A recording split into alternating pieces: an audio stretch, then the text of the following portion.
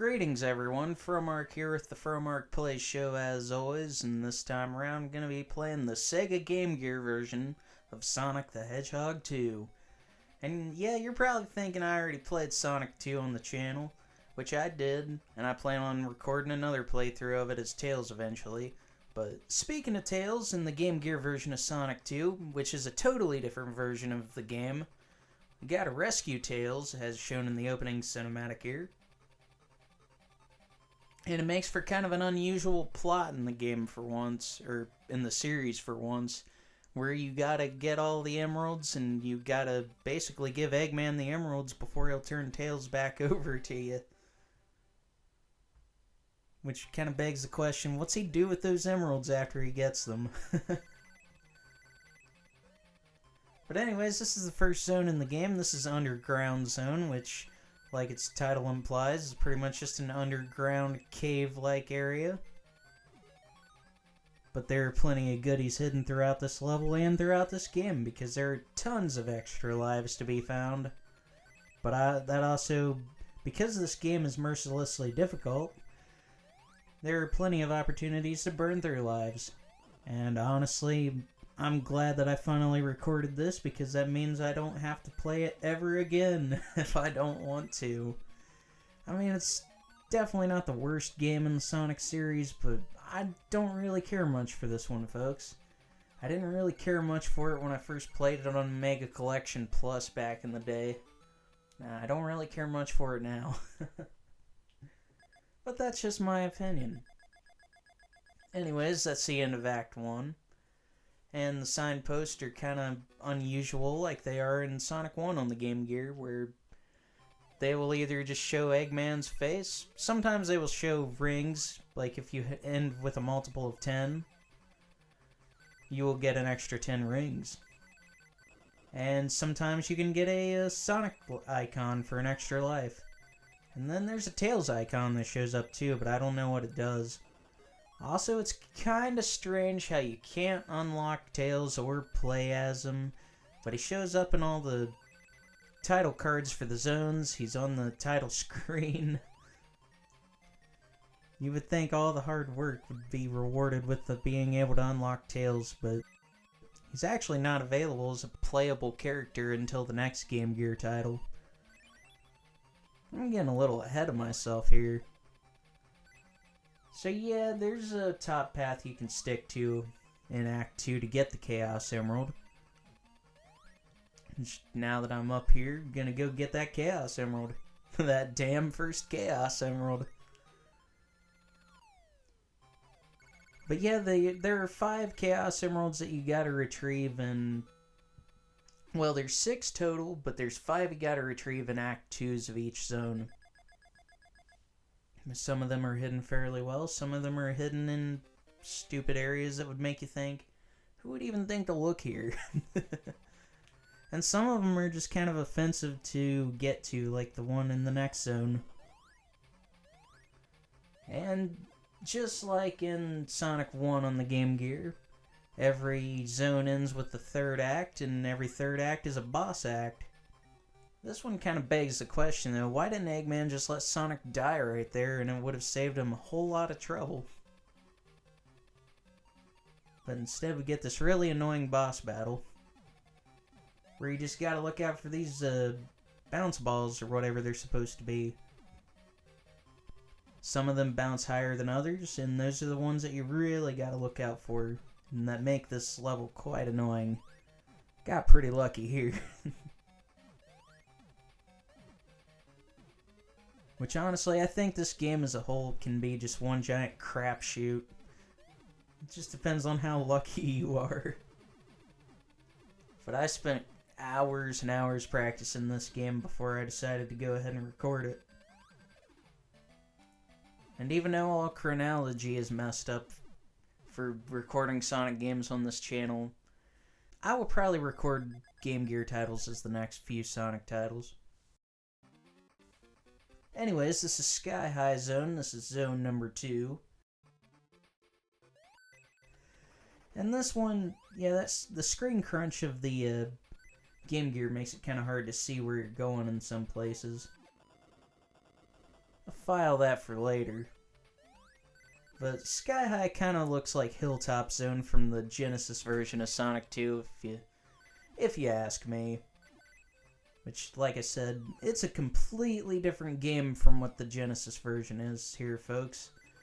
It was developed by a completely different company, not Sonic Team, not even Sega had anything to do with this, or their Sega Technical Institute, STI for short. But no, this was developed by a company called Aspect, and they mostly just did Game Gear titles. They did a few Naruto games too later on, and they also had some involvement in Metal Gear Solid 3. But one thing they definitely did was they developed most of the Game Gear Sonic titles. Some of them were good, some of them were garbage. I mean, this one's not necessarily garbage, it's just annoying. It's annoyingly difficult. And I'm not really the kind of person to get much enjoyment out of an absurdly difficult game. But this is where the absurd difficulty really takes a forefront here. As getting the Chaos Emerald is kinda tricky to do. You see it up there up top, but it's just really tricky to know where you gotta be. Although there is a spring just above where I've fallen. But I'm not very good at getting to that spring. The best thing you can really do here is what I'm trying to do. Is I was trying to get a good roll-in start because when I roll into a spring, it gives me a little extra momentum. And I just decided to leave all this in the playthrough because it doesn't take me that long to get it. I'm just having some early struggles here. I finally got some momentum there. Now these hang glider sections, whenever I first played Sonic 2 Game Gear, these hang glider sections were what threw me off. I had hated these things, and most of my playthroughs would end in Sky High Zone, and I would just not come back to this game. I would play better Sonic games. But maybe some people out there like this game. I mean, if you do, good on you. If not, I mean, welcome to the club. But I'm not gonna bitch and complain the entire playthrough, of course. But this is Sky High Zone Act 3, and the boss here can be a little tricky. Also, you want to make sure you jump at the right times there, because everything below is bottomless pit. And for this second boss, you have these robotic birds. Roberto. Well, you got these Robertos here, and you just, after you defeat them and destroy the launch things there, the main bird shows up, and the goal here is just to avoid its projectiles and to just bonk its head a few times. Bonk. And there was the final bonk, and we'll move on to the next zone, folks. Of course, destroy this egg capsule and rescue the animal buddies. Now we'll move on to zone number 3.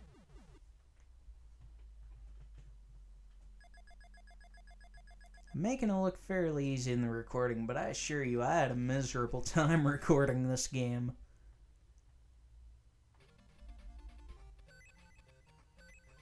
Although not early on, there were some levels more so than others, mostly just later levels. Final boss can be kind of tricky and tedious too. But anyways, this is Aqua Lake Zone, and it's got my favorite piece of music in the game as a whole. I think this one slaps. I think Aqua Lake Zone's music is a pretty good song. And even if Sonic games vary in quality, the soundtrack never does. The soundtrack never disappoints in a good Sonic or bad Sonic game. And I think that's what makes me part of the music fan I am, is Sonic the Hedgehog soundtracks. So many good tunes over the years and so many good games. So many songs that pretty much defined my childhood. But that's going to do it for Aqua Lake Act 1, of course, and roll on to Aqua Lake Act 2. Of course, you see Tails there in the title card, which still kind of baffles me. Like, why is he there? I mean, he's been captured. You can't play as him.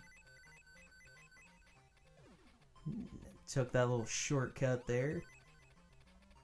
Man, the invincibility theme goes pretty hard too.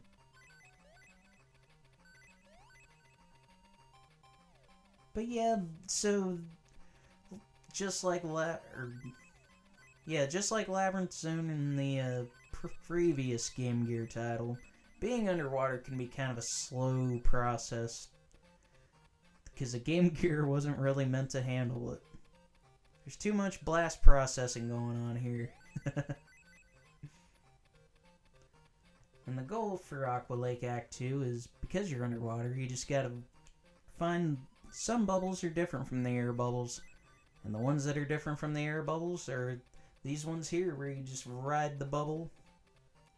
I believe there's a later Game Gear title where this is possible.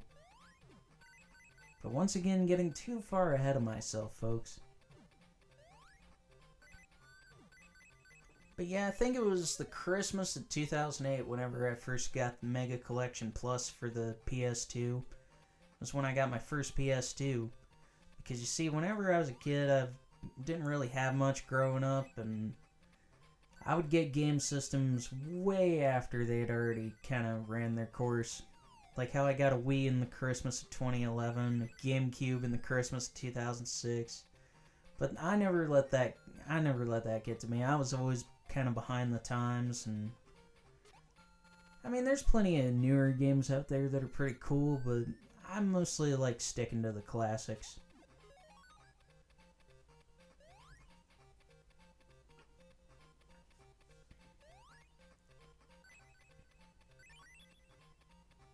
Now this section right here is pretty annoying to get through because you got arrows flying at you and you got those lobster looking robots that'll come at you sometimes. This part right here definitely took me a lot of practice. But just ride the bubble up, and this is actually right at the tail end of the stage. Also, I probably should have mentioned earlier, when we're rolling through that pipe, that next set of pipes or tunnels or whatever that took me to the Chaos Emerald, you just want to hold left as soon as you find that maze.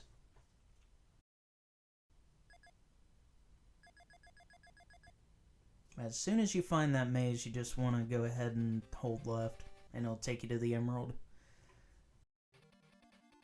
And this is Aqua Lake Act number 3. One thing that makes the boss acts a little bit difficult, I believe it was an issue in Sonic 1 on the Game Gear, where you don't get any rings.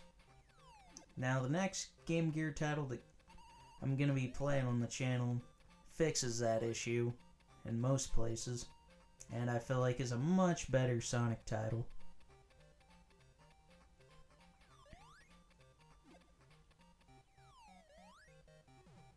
Now this boss is pretty easy. Most of the boss battles are actually pretty easy to deal with. This one's just a seal, and you just gotta keep bouncing on him, and sometimes he'll try to use his nose as a weapon.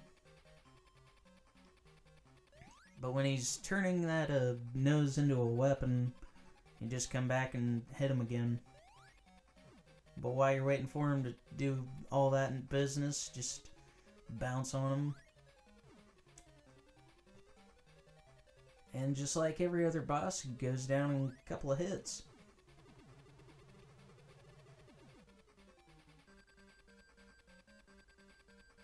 I like this boss theme. I would like it more if it didn't have the ear-piercing beeps in that section of the song.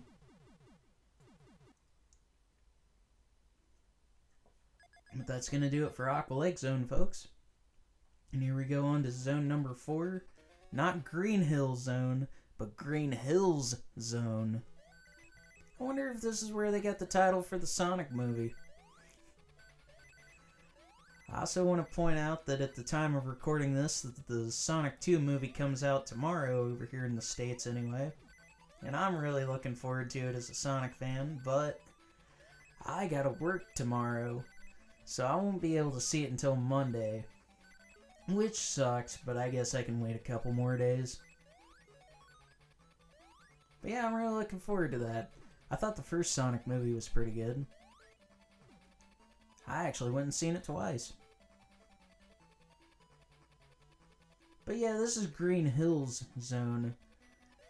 And if it weren't for the pathetically difficult third act, I think this would make a better first zone in the game, and it would make more sense to kind of have it as first zone in the game. But yeah, the third act of this zone it's something else. I'll just save my gripes for that. But anyways, the rest of the zone's pretty quick to get through, and there are tons of rings and lives, and some of you may have already noticed that the song in Green Hills Zone is actually Toot Toot Sonic Warrior, which is the Japanese theme song for Sonic CD. Which, well, it was in development about the same time as this game, so maybe they were just like, hey yo, Sega, you got anything we can use? And they went ahead and just gave him the theme song to Sonic CD, and honestly, I prefer Sonic Boom, which is the North American intro song for Sonic CD, but Toot Toot Sonic Warrior is pretty good.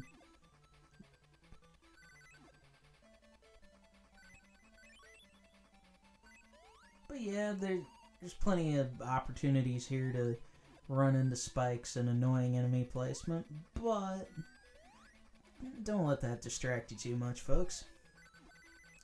The hard part of Act 2 really is just getting the Chaos Emerald, which it's pretty easy to miss that jump right there. It's on that second set of springs. And luckily I got it on the second try, so I was a little concerned when I was recording it. Kind of going back to the crapshoot comments I made about this game, which bring me to Act 3. Which brings me to Act 3. I hate Act 3 of this zone, folks. I don't know why they thought it was okay to develop the game like they did for this part, but this is bullshit, folks. I mean, you'll see what I mean. So, there's nothing but spikes below as far as, like, springs. You see all these springs here, but below all that is mostly just spikes and BS level placement. And I died here more times than the life counter shows. Because once it gets past 9, it just shows 9. But it doesn't stop counting lives. I mean, you still got more lives than that, and it just stays at 9 until you eventually get back to 8, so that's cool. Also, this boss battle with the sumo pig robot. This is kind of difficult if you don't know what you're doing.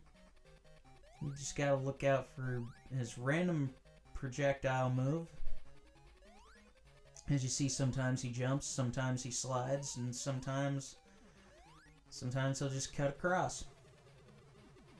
But he ain't no problem here, and that's actually going to do it for Green Hills Zone.